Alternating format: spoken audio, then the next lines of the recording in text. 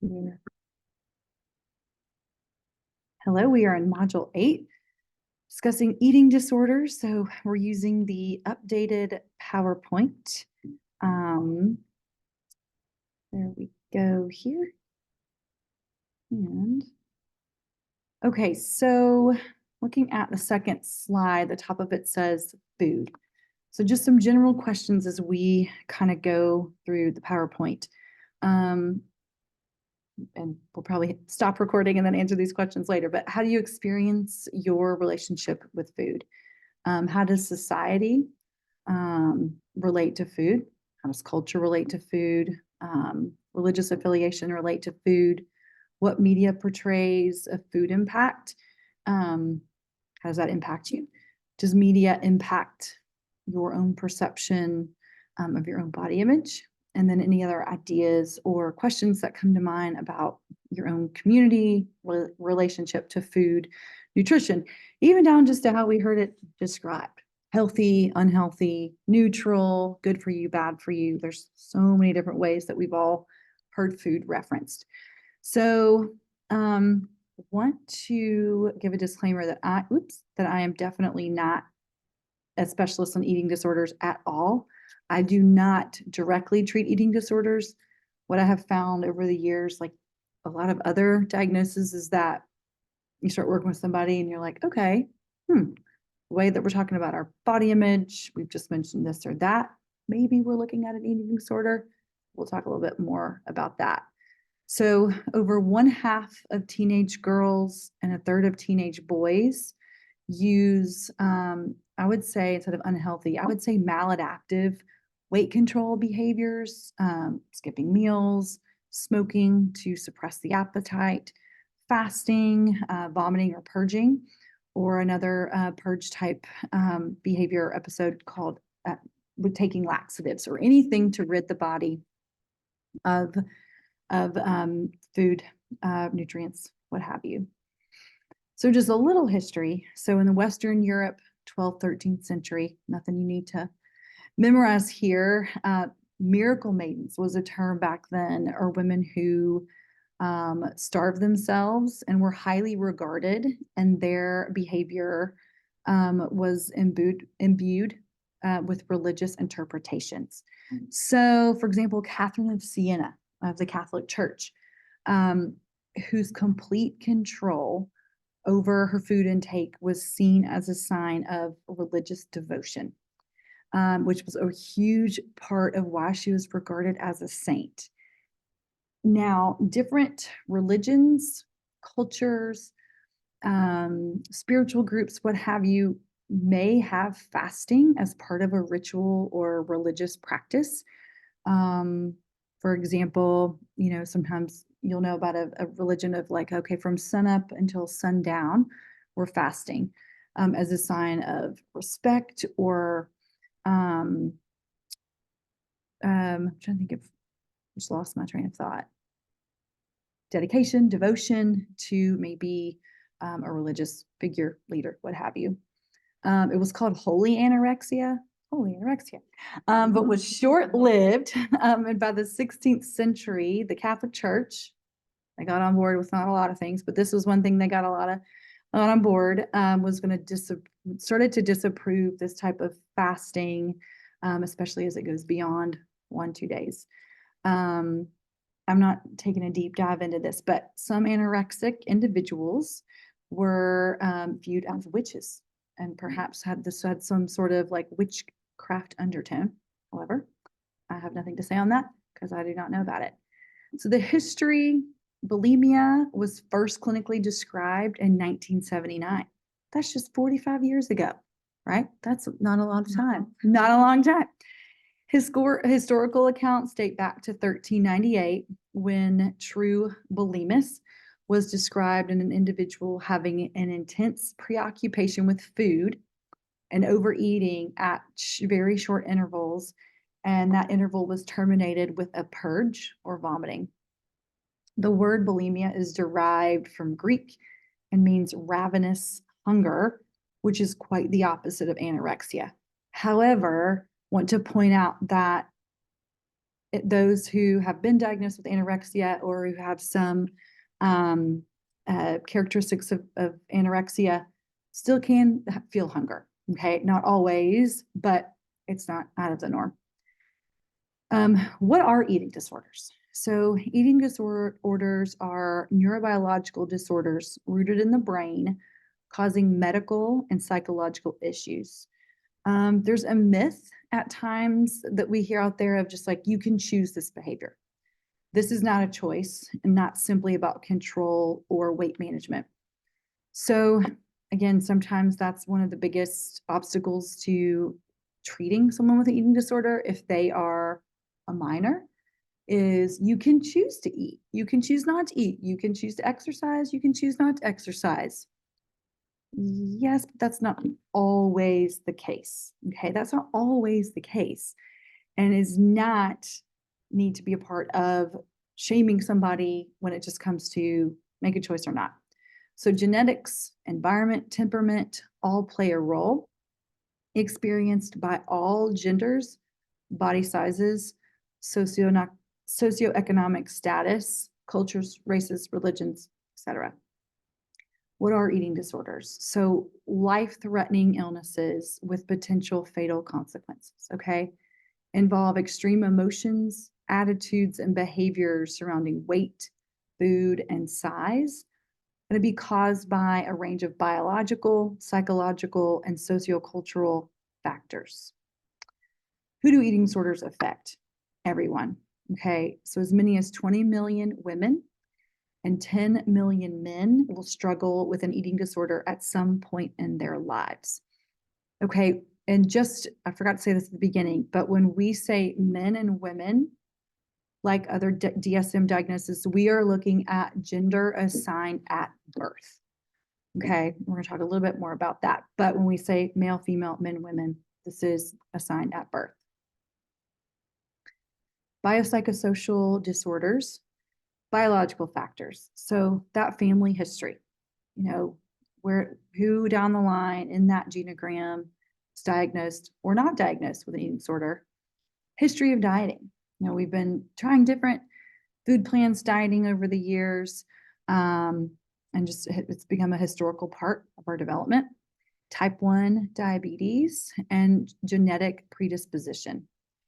Psychological factors, that low self-esteem, self-worth, relationship with oneself, feelings of inadequacy, and then obviously, like other diagnoses, comorbid with depression, anxiety, fear, or loneliness. Social factors, cultural norms that overvalue appearance, overall just body dissatisfaction, no matter shape, size, weight, etc. Drive for a perceived ideal body type, historical trauma, weight, stigma, and bullying. Genetic factors, increased risk of anorexia among individuals whose first degree biological relative of the individuals with the disorder. An increased risk of mood disorder among first degree biological relatives of people with anorexia, particularly of the binge eating purging type. Twin studies, concordant rates for monozygotic twins is significantly higher than those for dizotic twins. Okay, so looking at the Swedish individuals, records from 30,000 Swedish twins found that identical twins are more likely to share an eating problem than fraternal twins or non-twin siblings. Found that genes were indicated for 56% of the cases. So again, the quote here by Dr. Cynthia Bullock, people need to understand that an individual is fighting their biology and not just a psychological need to be thin. And so again, I have no like case study or numbers, but I have seen in identical twins where you might be completely identical and body shapes and sizes start to change. If you are used to looking at somebody and they almost look like what you see in the mirror and their body size changes, that can sort of not cause an eating disorder, but that can definitely start maybe a little bit of the comparison or sort of a body dysmorphic type of, this person looks exactly like me. Now they don't. Well, as we know, twins can, for identical twins can be different shapes, sizes, heights, what have you. Not all of it has to be the same. Strong genetic contribution to binge eating. Dr. Hudson at the Harvard Medical School interviewed parents, the siblings and children of 300 people, half with a history of binge eating. And the findings were family members of binge eaters were twice as likely to have a similar eating disorder than those without a history. Okay. Relatives of binge eaters were more than twice as likely to be obese in the in a medical classification. And again, we're going to be talking about BMI, looking at that and how we're doing our best to get rid of some of that in our assessments, but still used as a medical term on charts, different things like that, medical records, notes, etc. Etiology. It's really impossible to know the exact cause or causes.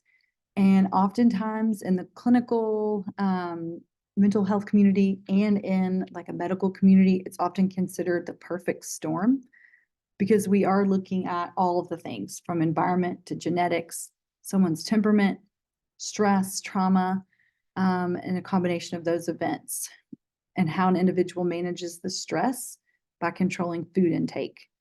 So we know that many individuals have underlying anxiety disorders, but we can't treat the anxiety disorder until the person is nourished. So what that means is, and much like substance use disorders, we typically find that substance use disorders are comorbid with other mood disorders, anxiety, depression, what have you, eating disorders. But until the body is back at some sort of medical baseline, substance use disorders, again, we've detoxed, we have come out of detox, we are stable, we can start to do the work cognitively. Same with eating disorders. If somebody is so malnourished, it's going to be really hard for the brain to find enough energy to maybe do CBT, DBT, EMDR in order to successfully treat the anxiety. So we've got to treat the eating disorder first. Etiology and risk factors, very complex genetic factors. There's a possible increase of anorexia and ADHD. Couple of theories on that is sometimes with ADHD, we are highly active and we're running around and we don't sit still, we don't sit at the table. It can be hard to maybe complete a meal. Maybe, well, I snack all day. Well, do your snacks, equal at least 1 or 2 meals? We don't know. It's hard to measure. Some of the medications that are prescribed for ADHD have a stimulant or are a stimulant or have some sort of stimulant ingredient that can be sometimes an appetite suppressant. And so obviously you are not hungry. Chances are it signals to your brain that you don't want to eat. Anorexia, family with high perfectionistic and obsessive traits. Bulimia or binging, family with obesity, depression, and substance misuse. And then environmental risk possible in families. So the neuroscience, not going to spend too much on this, but just looking at chemical imbalances overall in the neuroendocrine system, which control hunger, appetite, digestion, sexual function, sleep, the heart, kidney function, memory, emotions, and thinking. So serotonin and norepinephrine are decreased, okay, go way down in acutely anorexic and bulimic individuals, representing a link between depression and eating disorders. Excessive levels of cortisol in both anorexia and depression caused by a problem that originates in the hypothalamus. Hypothalamus, again, I'm not going to read through all of these slides, but neurotransmitter links to these eating disorders stem from studies, and these studies are primarily done on the hypothalamus. We've studied obviously humans, but oftentimes laboratory animals to look at kind of what governs the eating behavior or patterns.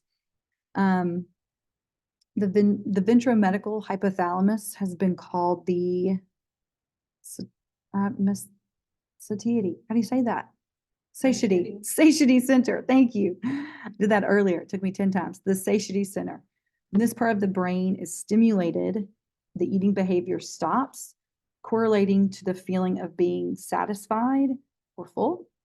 On the other hand, conversely, the lateral hypothalamus, when stimulated, correlates to eating behavior. Okay, so really just looking at the overall brain function connection to hunger, lack of hunger, what have you.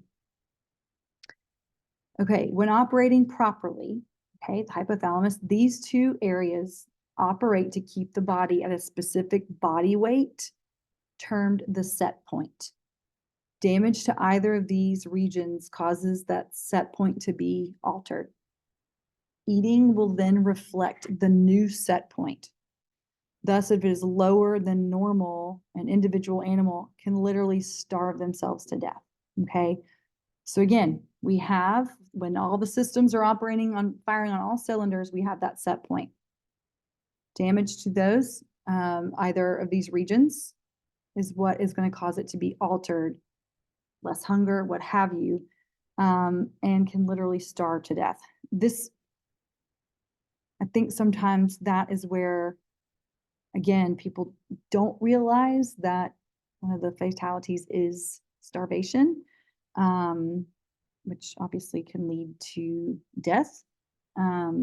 Oftentimes it's due to some other physical medical concern, like heart rate, which again, low, too high, what have you, heart attack, things like that. So cause of death, yes, heart attack, but the reason we have the heart issues in the first place, diagnosis of anorexia or an eating disorder. I'm going to skip a few so we can get to the good stuff here. Okay, I am at what looks like would be a YouTube video. It says warning signs and symptoms. If you get a chance to check it out, we're not going to watch it today, but give it a look. And moving on to the slide that says check your assumptions. Okay, so kind of check those at the door when you think about who have an eating disorder. So any individual, any client, any patient could develop an eating disorder. Okay. We don't want to assume that by looking at somebody, you'll know that they have an eating disorder. They are actually rarely recognized by how someone looks. Okay. Oftentimes, when our eyes see too thin, emaciated, wasting away, things that we've heard when someone is losing weight, we automatically, they have an eating disorder. That might always be the case. Just as if somebody hasn't lost or gained any weight, that does not mean they don't have an eating disorder. So initially assess just in your usual manner, and sometimes keep an eating disorder in the back of your mind, especially if language is used. So for example, someone comes through the ER and they are suicidal, okay? And you're deciding whether or not you're going to admit them or not. You're not assessing for really at that point, like depression, anxiety. You're starting to kind of, okay, it's not sound like a manic episode, what have you. If it is, it could be linked to, I have been out of control with my eating. Every time I eat, I feel horrific shame. I'm made to feel guilty. I'm not going to make this team. I didn't make the team, which means I'll never make it again, which means if I gain on and on and on, it's not worth living. We don't say in that moment, oh, you have an eating disorder. We might write down that we have talked a lot about how our body weight, body image, body size is linked to how we feel about being on this earth and what that looks like. Hello, come on in. That is okay. That is all right. One second.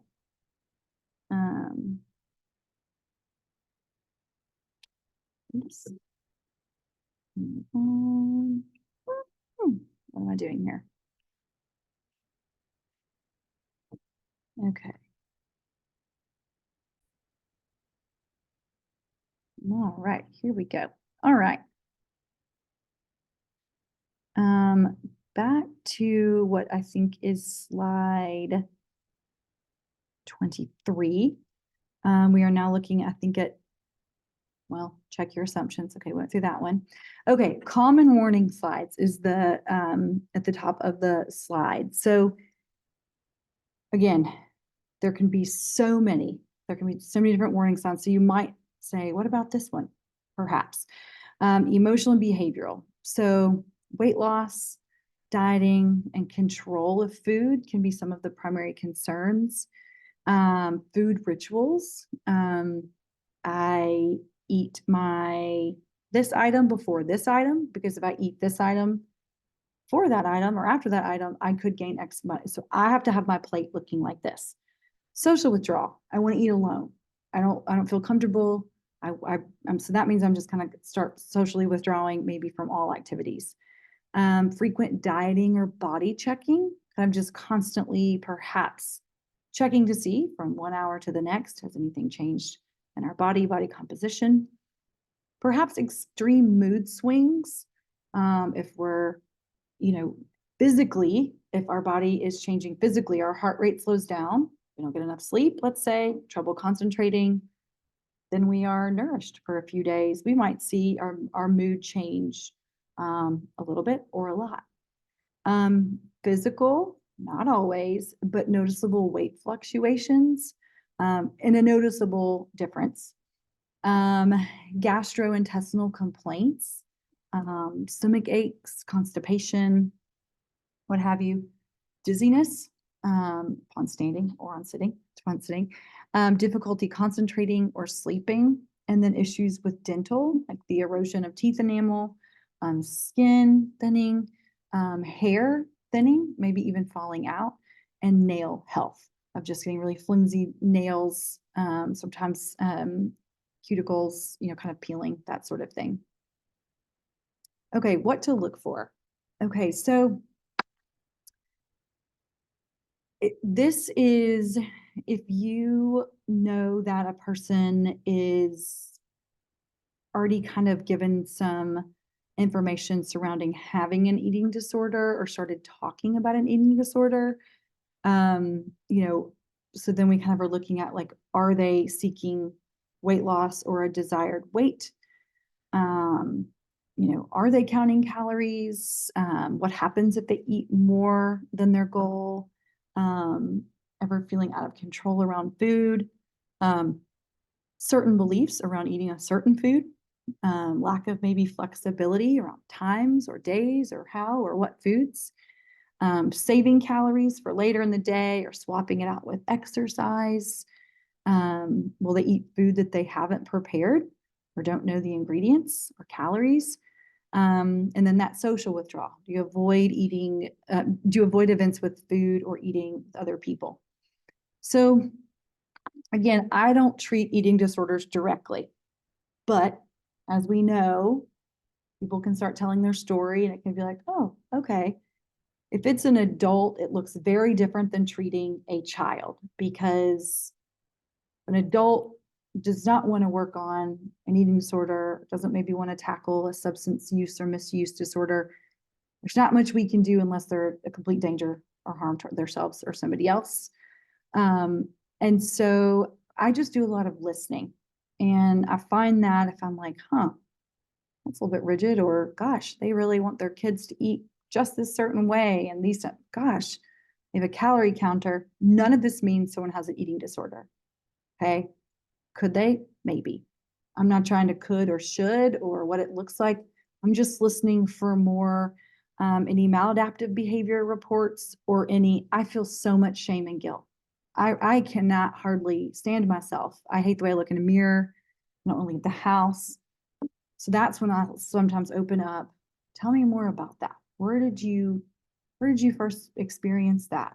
What was what was it like in your household around, like, food or counting calories or exercise? Again, I'm not necessarily like digging to look for an eating disorder. And again, sometimes people are like, I don't want to talk about it. Fine, we'll go back to talking about X, Y, or Z. If they're open to it, again, not in the business of totally diagnosing, but just let's discuss further if somebody identifies it as a problem, especially in relation to anxiety, depression, substance use, so on. Screening tools.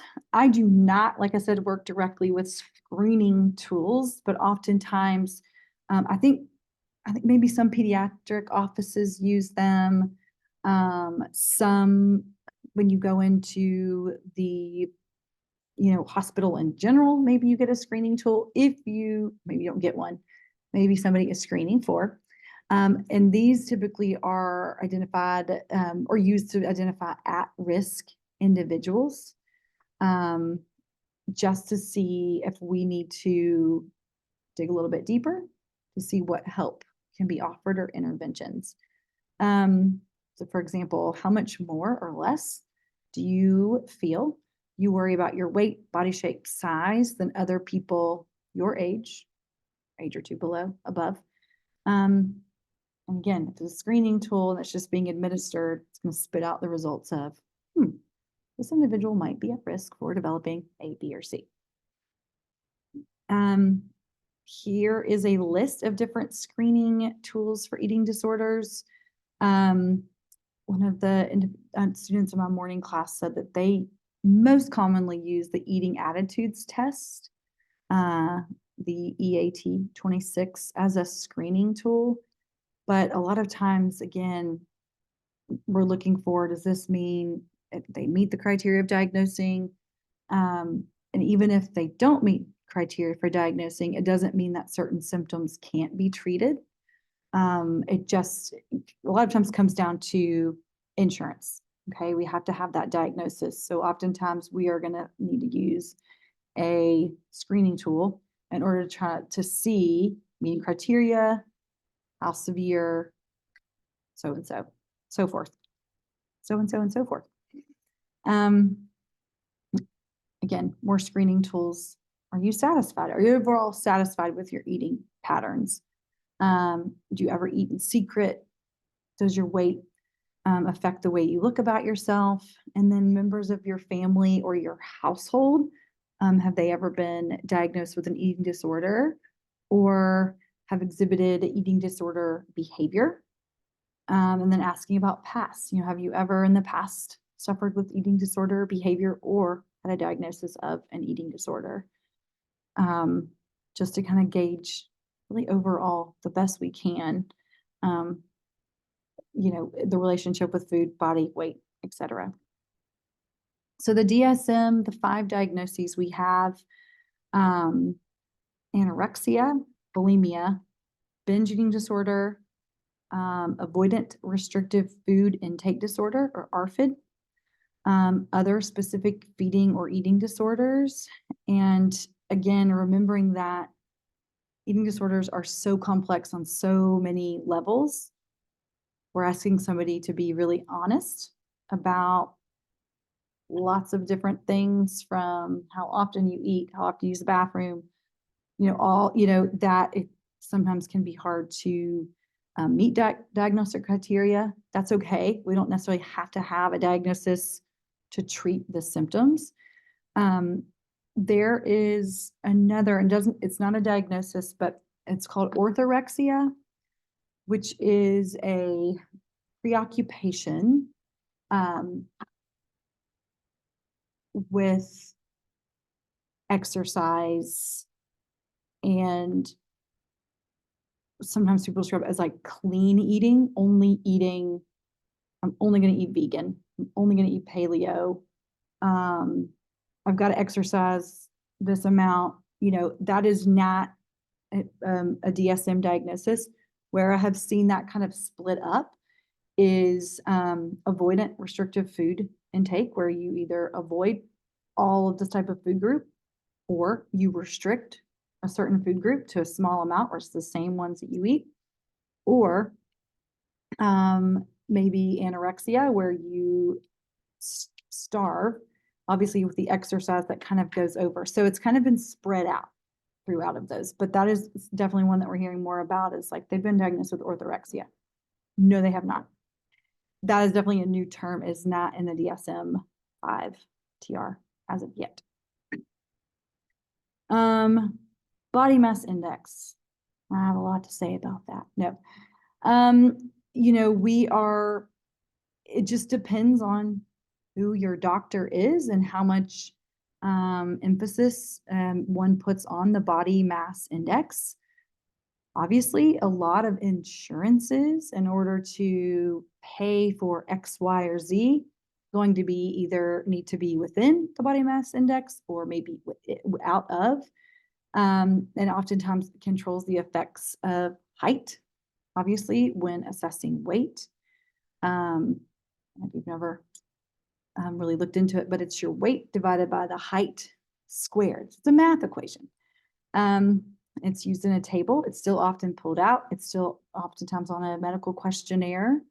And again, maybe that an individual is blind to fall off an expected height or weight. This is, again, finding medical providers.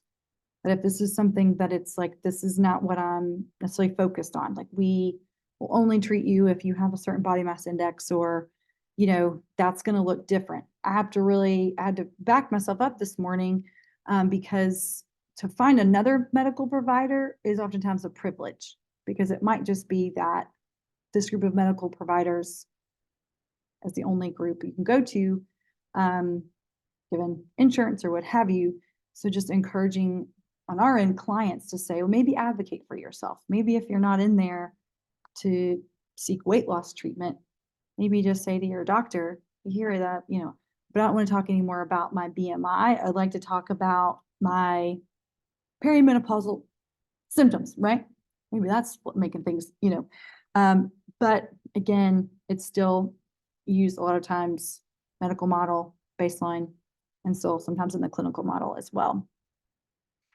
So anorexia, characterized primarily by self-starvation and excessive weight loss. So the symptoms for anorexia include inadequate food intake, leading to a weight loss that is clearly too low, okay?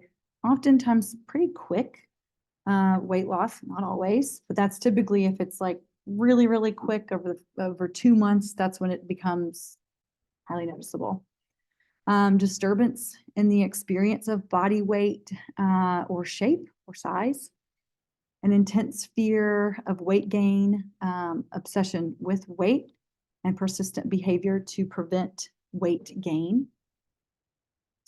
The inability to, I would say, recognize versus appreciate the severity of the situation. So again, that is a doctor saying, all right, here we are. You've lost so much weight that your heart rate is an all-time low, okay? That means if your heart stops, you know, we will have to do our best to bring you back, but that is how severe your physical state is right now. You know, your lack of food intake, you know, becoming malnourished, like that is where we are. But that can also be when somebody the cognitive distortion is so real, and we have been in it for so long, that the severity of the situation flies out the window.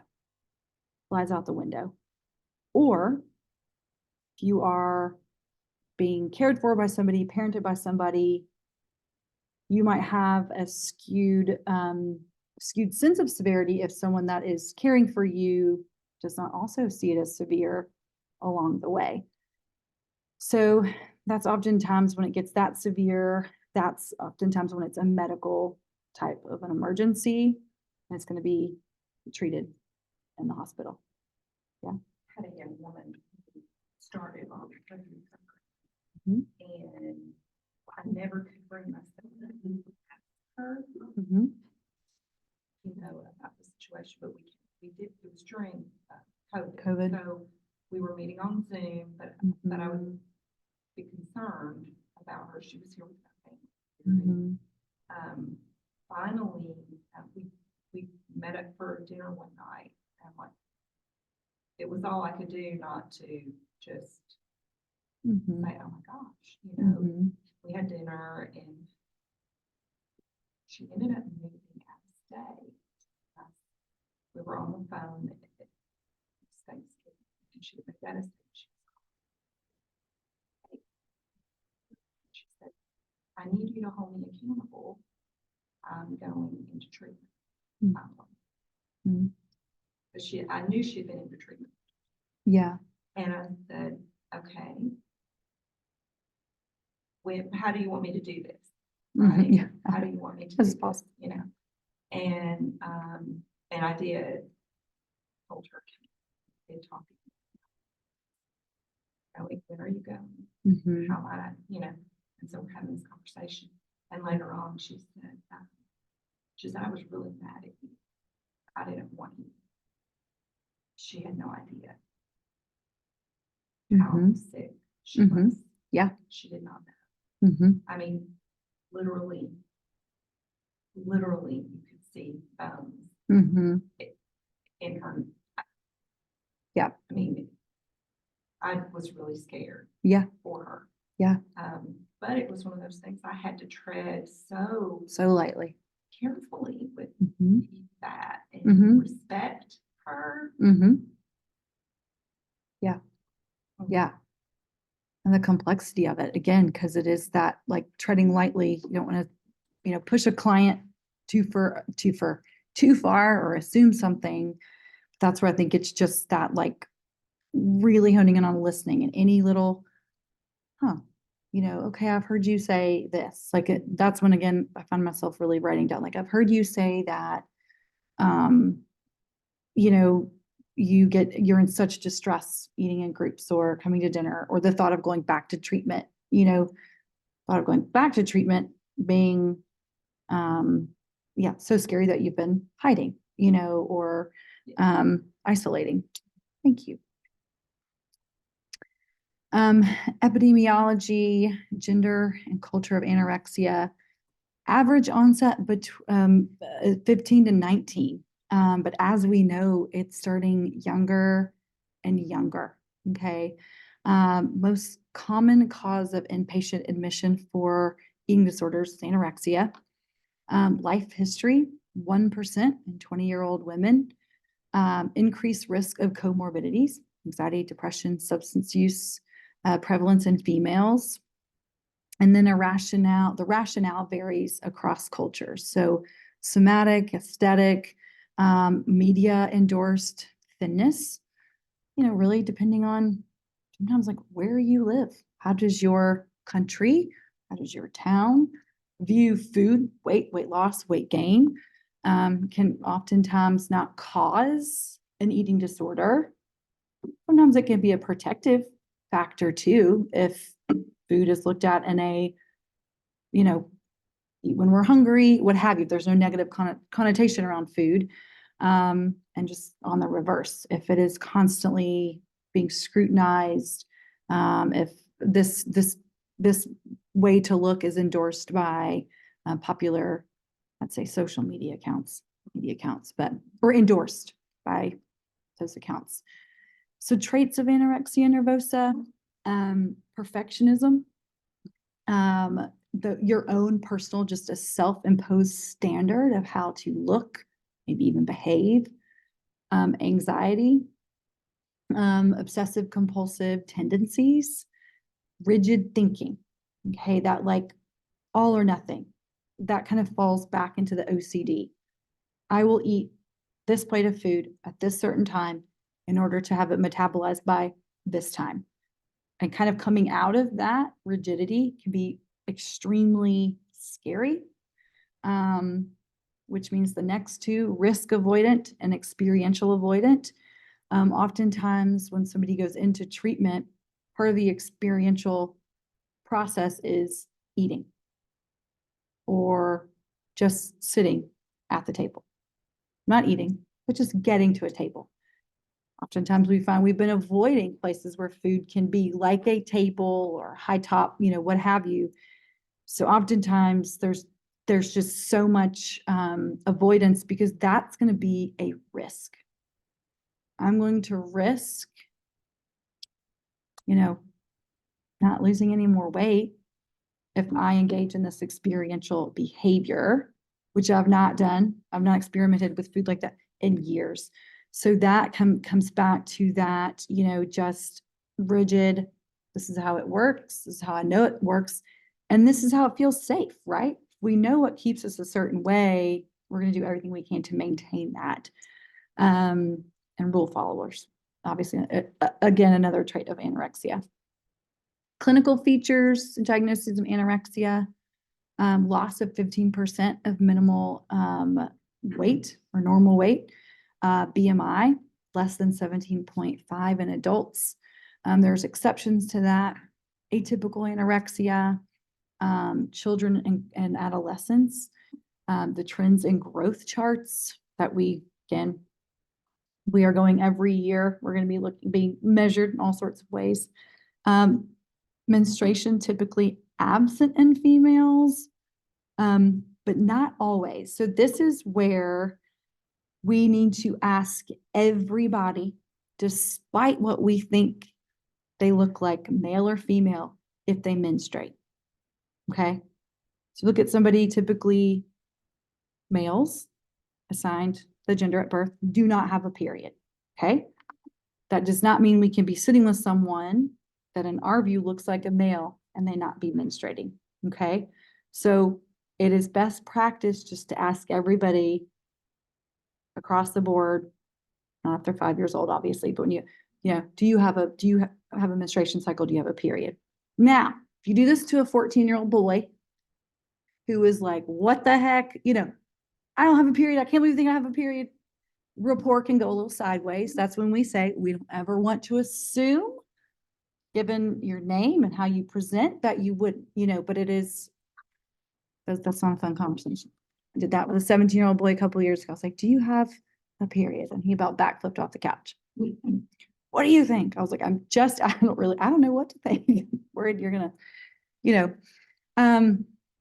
important information around anorexia. Again, long list here of just things to watch out for, that if somebody might report to you. Now, just because somebody is body checking does not mean one or the other. But again, we're just kind of trying to formulate a picture, not a treatment plan, but just a picture when someone is telling us different situations, scenarios that could be eating disordered behavior or disordered eating.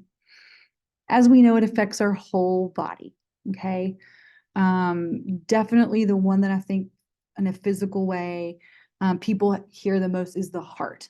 Okay. That seems to be kind of that like mastermind of the body. We hear, the heart, comes with low blood pressure, that slower heart rate, the fluttering of the heart, potential to go into heart failure, cardiac arrest, obviously affects much more than that.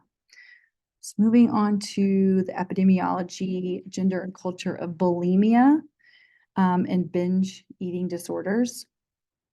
So the emergent corresponds with, again, it's what research is telling us, lots of different research, the media glorification of thinness, high calorie snack foods, loss of meal times, peak age onset between 15 and 20, but again, they could be lower, average clinical presentation after 10 years, and then 12% of adolescent girls, adolescent girls assigned at birth with female have some form of either bulimia or a binge eating disorder. And then there is an increasing prevalence in men older than or greater than 15 years of age. The traits of bulimia nervosa, impulsive type, compulsive, novelty seeking, more likely to have a chaotic environment. This might be we don't sit down for meals. We are eating when we can, what we can, how much we can, do what we can in sort of a chaotic environment. That doesn't mean anything bad about the environment, individual, family, what have you. But again, sometimes it's that I had to eat as quickly as I can. Probably if I sat down to eat, I don't know if I would have eaten that much. Maybe I would have, sat with it a little longer, kind of checked in with my body, what have you. So no, chaotic environment doesn't cause an eating disorder, but it's a trait of an eating disorder. So the vicious cycle, as we know, that can come with bulimia. So kind of the anxiety, overall anxiety, maybe it's what to eat, how much to eat, when will I eat, perhaps just trying to get it all done, right? A binging episode. Then we have the fear of weight gain, which can induce a purging type behavior, either laxatives, vomiting, what have you. And then we have a loss of fear of gaining weight. And then the guilt that comes with the process that we're going through day in and day out, constantly trying to navigate, will we gain, will we lose, will we maintain, gain, lose, maintain, which then again feeds into overall anxiety around having to think that much, right? Think through every situation of when, where, how we can do that. How bulimia affects the body, obviously, lots of different ways. Throat, that's definitely one that will oftentimes be a noticeable pain.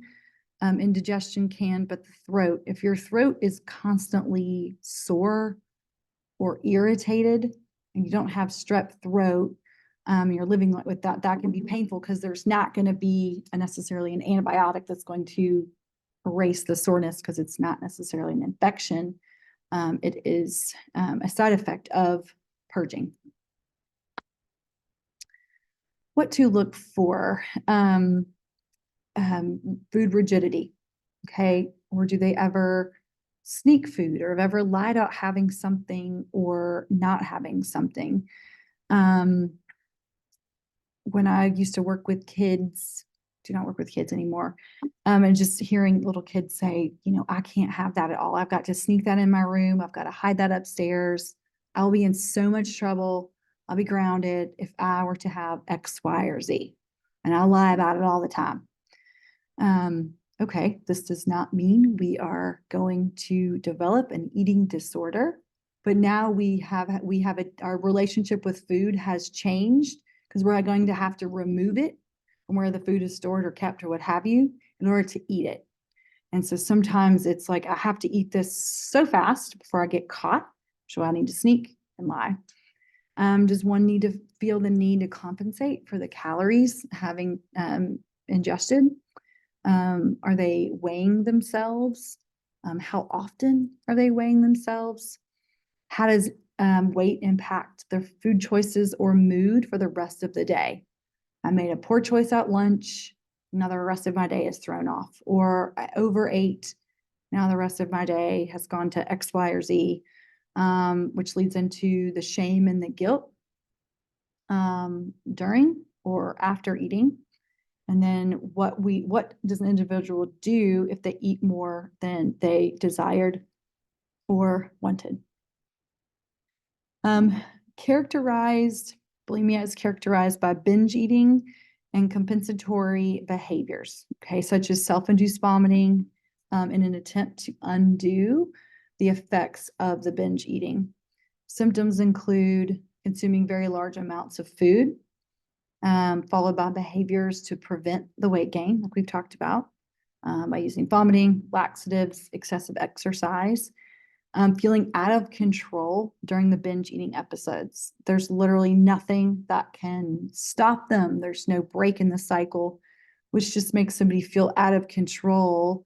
If that morning they said, you know what, I'm going to sit down and eat lunch, I'm going to go into the restaurant, what have you, and then that goes down we have a different idea once we get in front of the food, and just can feel, people say, I feel crazy, I can't stop myself. Extreme concern with body weight and shape, And again, I don't love the word normal in the next line, but the DSM describes some of the symptoms. Most people are a normal weight or within their BMI weight range, what we're saying. Binge symptoms, purge symptoms. So self-induced vomiting, talked a little bit about this. Body symptoms occur, but both symptoms occur weekly for 3 months. Okay, so again, we're asking somebody to really look back at other diagnosis over a time frame. In the past 3 months, have you had a binge eating episode, including purging, at least once a week? Sometimes the self-evaluation is going to be influenced by shape or weight. We're kind of evaluating what we consider to be normal based on how we look and the evaluation we are giving. Bulimic inventory test, if you wanted to look that up, but just kind of taking an overall inventory of all the symptoms, kind of help, again, narrow down or flesh out which eating disorder. All right, I'm gonna stop share here and pause. Open this up again, share the screen. All right, so back to, we are going to now, the slide says at the top, binge eating disorder, in parentheses, BED, characterized by recurrent binge eating without the regular use of compensatory measures to counter the binge eating. Symptoms include indications that the binge eating is out of control, such as eating when not hungry, eating to the point of discomfort, or eating alone because of the shame around the behavior. This is really, really subjective, and we have to make sure we don't impose what our comfort level is or what our discomfort level is. And when we're describing it, like, you're so full, you feel like you want to vomit. Well, that's never a good thing to say. But sometimes that's like, how do you describe how you feel full? That's sometimes how we act. It's like, how do you know when you are full versus how we know when we're full? Feelings of strong shame or guilt regarding the binge eating. Binge eating continued. Recurrent, regular binge eating, so weekly for 3 months. Larger amounts of food than most people would eat in a 2-hour period. I don't really think this is necessarily a good barometer, because who are you eating around, right? Like, if you're eating around a child, it's a little different than an adult. The sense of overall lack of control. Just not even able to feel the body, absorbing, eating, swallowing the food. However, strictly binging disorder means there's no purging or fasting or vomiting or any compulsory exercise following the binge eating episode. Body image concern in this disorder is not a requirement, but there's a marked distress, kind of worried about, like, if I go here, I can't do it there. Or if I am, over here, if I do it, it'll look X, Y, or Z. And then at least 3 other of the symptoms below. Eating more rapidly than normal, eating until uncomfortably full, eating when you're not hungry, perhaps eating alone due to being embarrassed or made to feel shame sometimes, feeling disgusted or depressed or guilty after eating or the eating episode. ARFID, okay, avoidant restrictive food intake disorder. And this is I don't know how new this diagnosis is, but it's one of the newer diagnoses in eating disorders or disordered eating, characterized by a lack of interest in food, fearing the negative consequences of eating, and very selective or picky eating. So we're trying to get parents to steer away from, like, you're such a picky eater, you're such a picky eater. Maybe they're just a little bit more selective, but what's going on? Is it the texture? Is it the taste, smell, sight, what have you, food touching?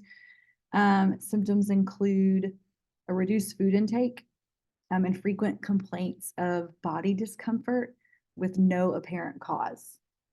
I had 1 jelly bean and my stomach is killing me. I had one piece of macaroni and I want to vomit. Lack of appetite or interest in food with a range of preferred foods narrowing over time. So, no, we're not screening individuals. Necessarily, I'm gonna ask, could this fall in line or kind of be comorbid with autism spectrum disorders? Yes, but it's not necessarily treated the same way as treating ARFID. They look differently, so it's going to be probably some. Let me try how to explain it. Yeah, sensory, yeah, type.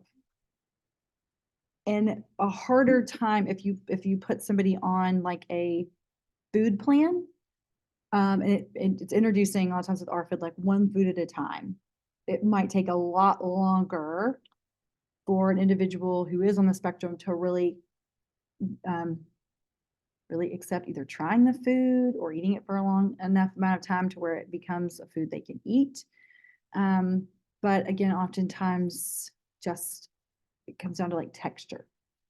Interesting, I have a friend whose 6-year-old was diagnosed with ARFID and just lots of weight loss, and just avoiding it, just sort of same thing. The list got really small of eating just yogurt and Chips Ahoy cookies and chicken McNuggets, the dino nugget, certain kind of nugget, the dino nugget.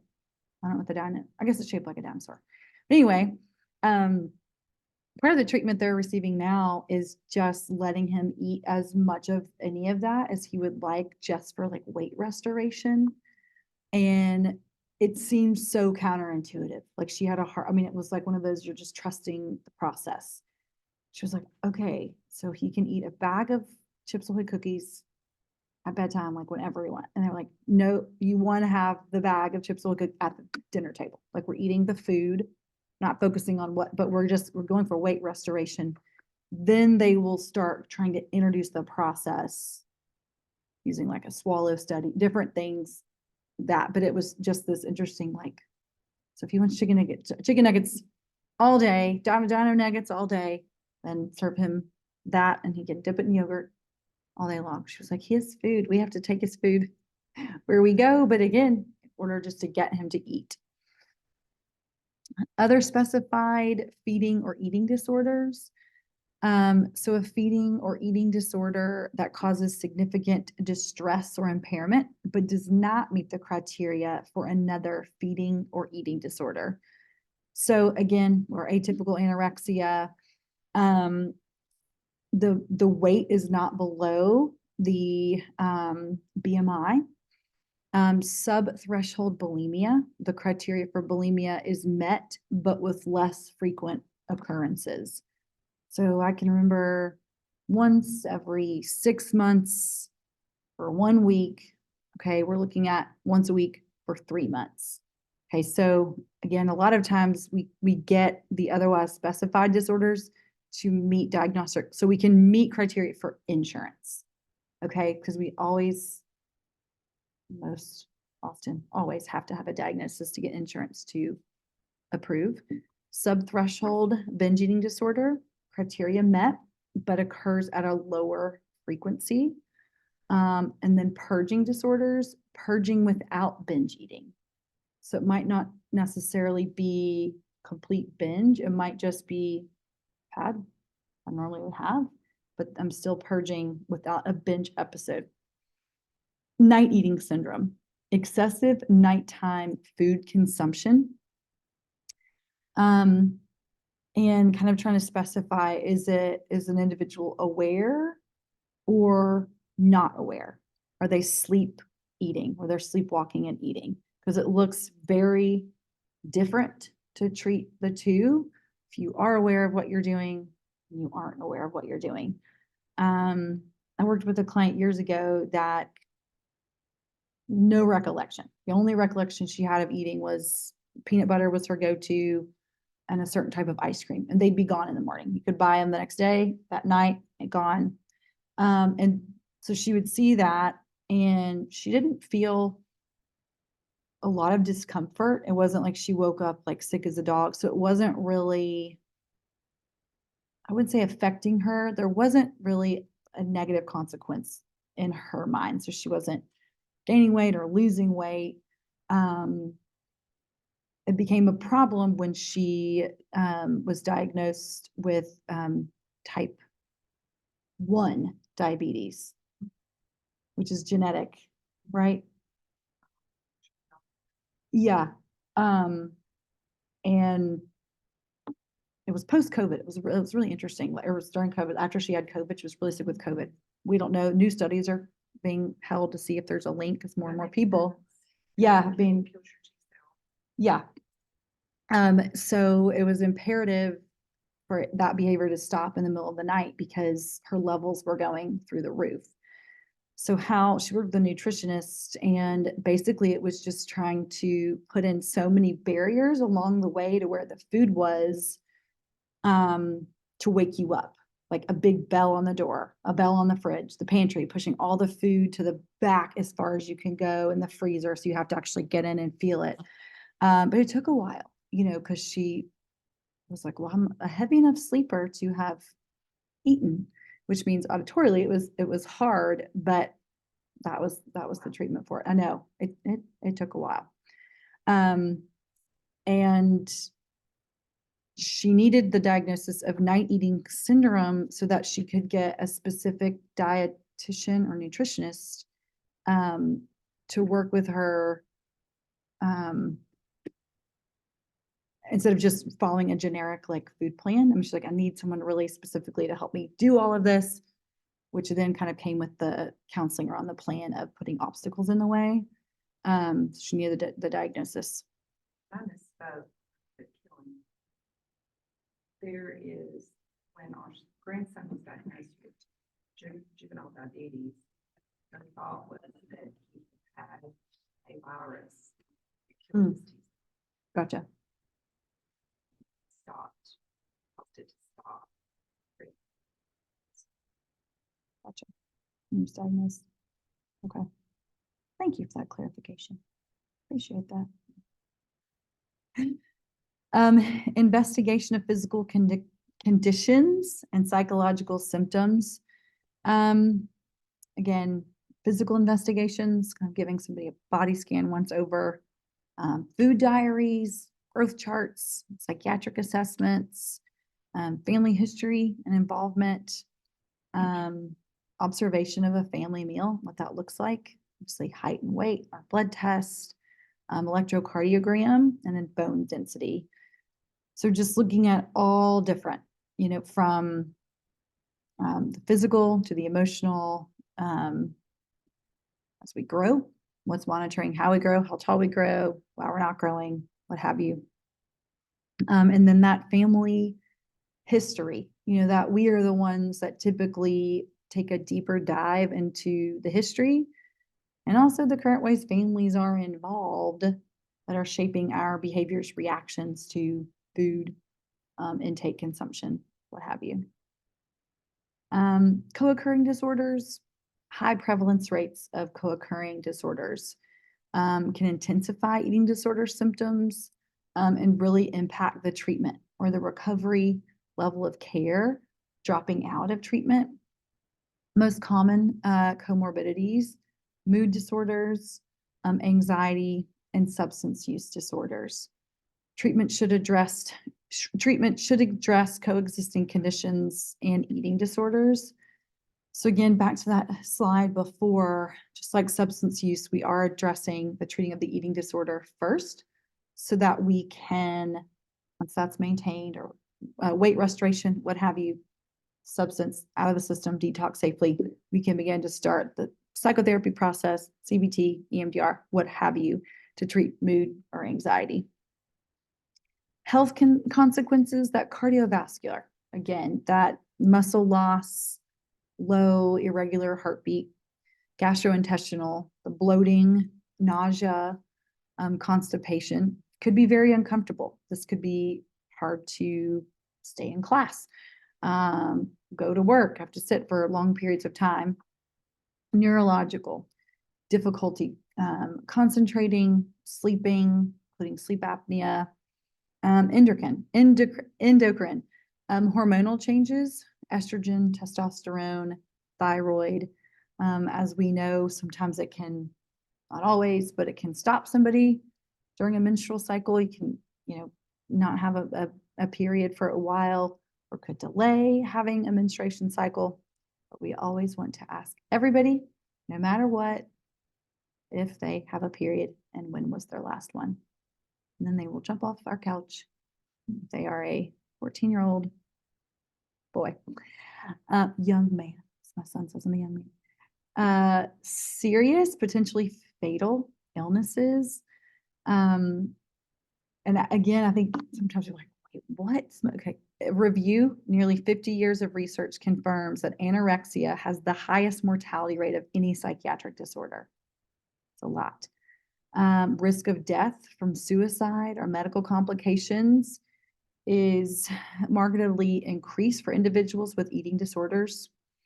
A study on bulimia nervosa and eating disorders not otherwise specified found elevated mortality risks similar to those for anorexia nervosa.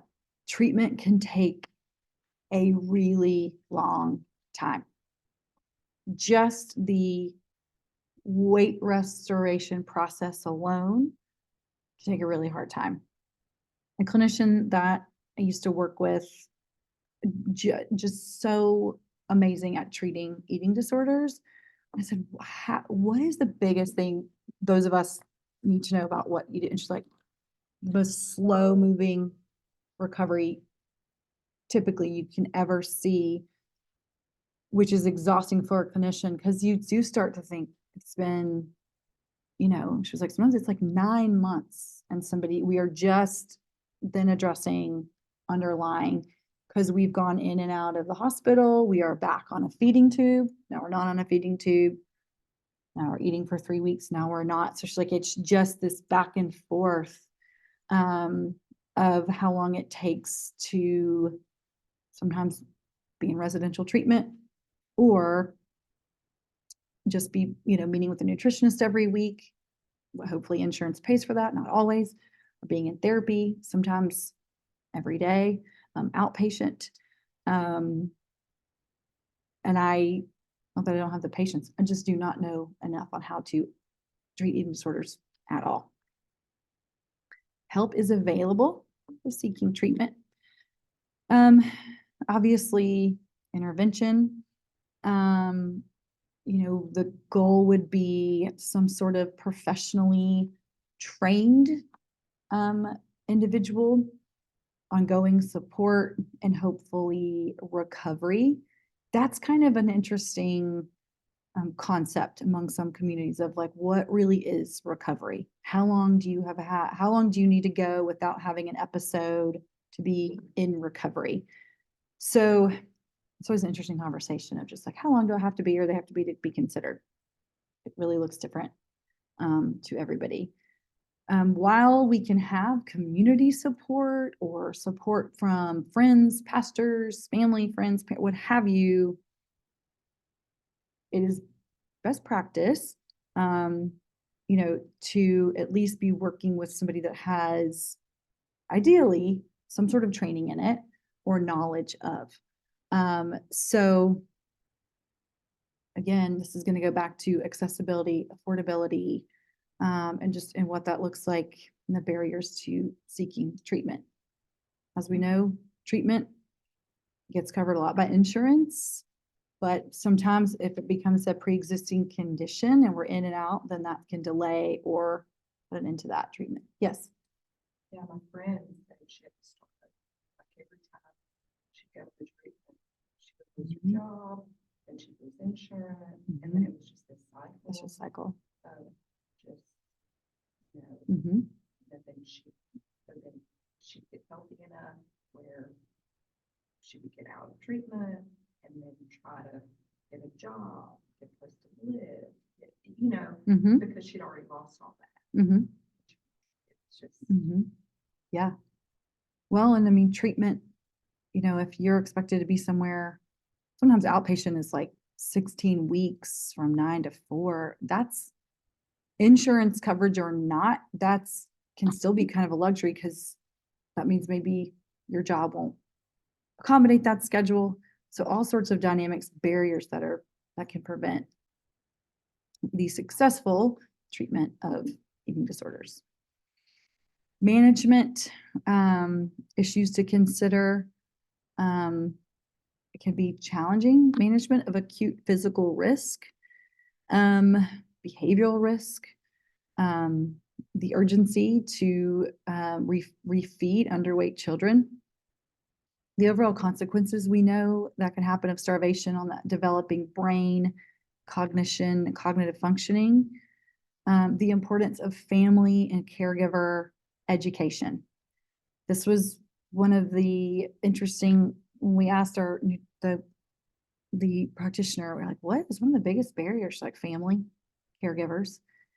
Because obviously if your child goes into the hospital and they are discharged with a feeding tube, a lot of times, their obligation is to go to school, so we can do the treatment a little bit, schools will accommodate. Once we get to, she said, once it was interesting, once you kind of get to like weight restoration where the feeding tube goes away, food is introduced, parents who have athletes, high performers, hey, at this weight, we knew that you as a gymnast, was at the top of your game. So that can be back to the barrier of more of a rapid weight loss because we're now working extra hard to get back to not the feeding tube, but the athlete we were when we were right below that severity level. Oftentimes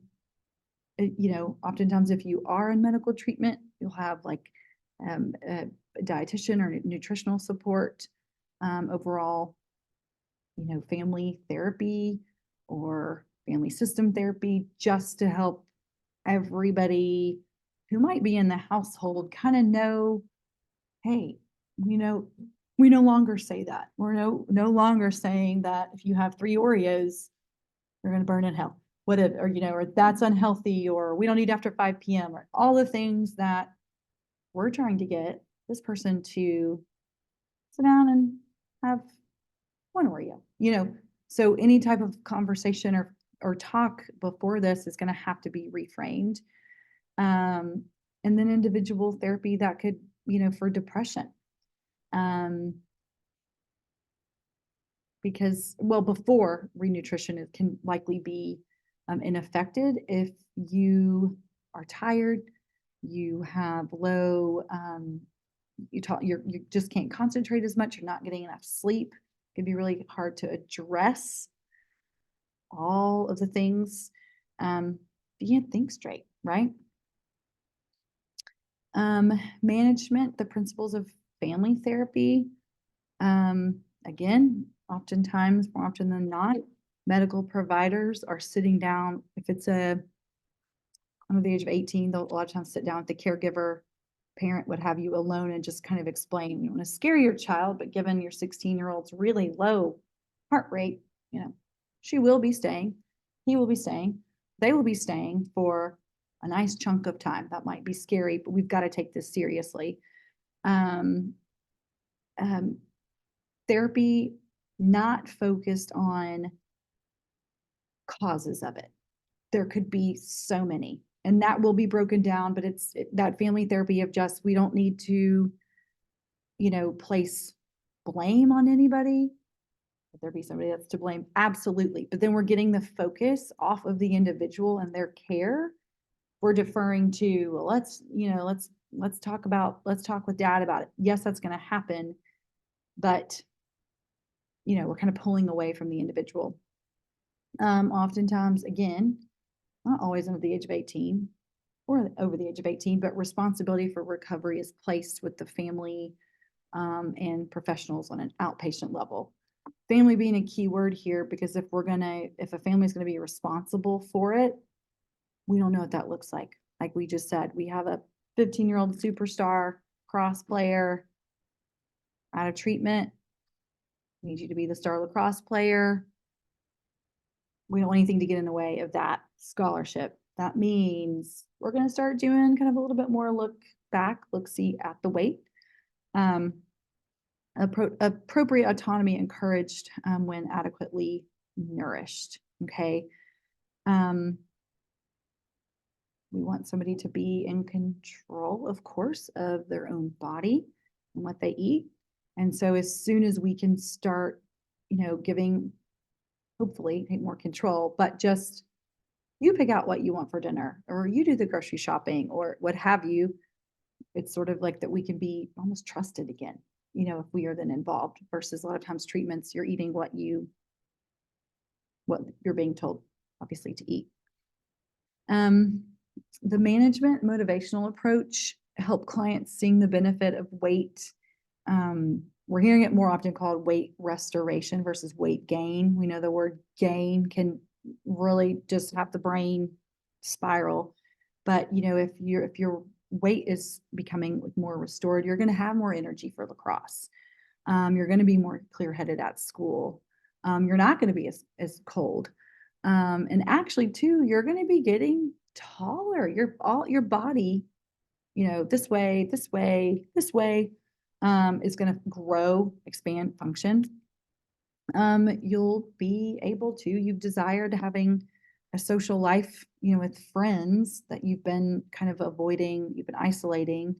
Hopefully you'll feel more comfortable to be with your friends, being well enough to joining games. But you haven't been able to go back to lacrosse or soccer or track. Now you can go back. We have restored weight. We're on a process. Now your heart, is really what we're looking at. Can go back to that high intense, high level of cardio. Acknowledgement of benefits. So the management of anorexia, acknowledging the benefits of the eating disorder. Power to oblige people to take care, placate. Relief, okay, from social or sexual demands. We'll come back to that one. Sense that the body is controlled versus terrifyingly unpredictable. So oftentimes, again, we are looking for new techniques, new strategies for coping, oftentimes with trauma, rather than extreme fasting, starving, what have you, is a sense of control, dealing with processing, etc. Again, management. Food is medicine. Okay. Again, just like we take 2 Advil and a Tylenol, right? Is that the equation? 2 Advil and a Tylenol, is the amount to give. Food is also looked at as medicine to the body. We need this for energy. Choice for the client of how to take the medicine. Orally, again, food, chewing, a supplemental drink, nasal tube, very little evidence for psychoactive medication. Some evidence for help me. Olanzapine. There we go. Olanzapine, to help with rumination and aid in weight gain in anorexia. So again, very little evidence on that. Some to see that we want it to hopefully reduce the rumination, which would then aid in weight restoration in anorexia. Management, again, home versus inpatient. Outcome better in outpatient clinics with those that specialize in eating disorders. General outpatient psychiatrists can be brought about better outcomes than inpatient. I want to be with my family. I want to be home. I want to be school. Okay. Well, then we're not going to be, avoiding. So if we go inpatient, it can take longer. It can also be traumatic at times to go through and be forced to eat. Sometimes, again, going to the hospital to be stabilized is the only way for weight restoration. Guidelines now recommend that outpatient care if patients with anorexia are medically stable. So going to like a day program or evening program. Again, we've seen telehealth go a long way. Obviously, some have a different opinion on this because You can't quote unquote eyeball somebody. Obviously, you aren't the one there taking height, weight, etc. The refeeding syndrome, potentially could there be a fatal shift in electrolytes and fluids? Sometimes done too fast, it's not balanced. It could be artificial supplements or oral feeding. I cannot remember what that one means. Hypo. I can't say a lot of words. Yes. What is that, Jamila? Phosphorus. Okay, Yes. that's what it is. We're going with that. Hypomagnesemia. Hypovolemia. I should have practiced these words before. Gastric dilation, congestive cardiac failure, severe edema, obviously confusion. Again, looking at the brain functioning in response to low feeding or refeeding too quickly, should not occur without adequate monitoring. So refeeding again is not always bad, but family, community, what have you, we are going to do the restoration ourselves. And again, this comes with, I saw on the Talk of the Tick that we can refeed with this in large amounts. Well, maybe nobody is measuring your phosphates, right? Jamila's always said, measure your phosphates. There we go. Okay. Or anything else that needs to be measured to see if what we are doing in the refeeding process is actually maladaptive, which is why need to be monitored. Again, we know most likely co-occurring disorders, possibly put on an antidepressant, anti-anxiety medication, CBT. Now there is tons of different modalities to treat. Obviously, self-help books, all the things in order to treat an individual when there isn't maybe a trained therapist available, right? Or accessible, or a long waiting list to be seen by X, Y, or Z. Levels of care, we know inpatient, residential, partial hospitalization, intensive outpatient, like every day. Outpatient might be 2-3 times a week. And then of course, the highest level of care is medical, when you're going into the hospital for immediate food restoration. Hotlines and going to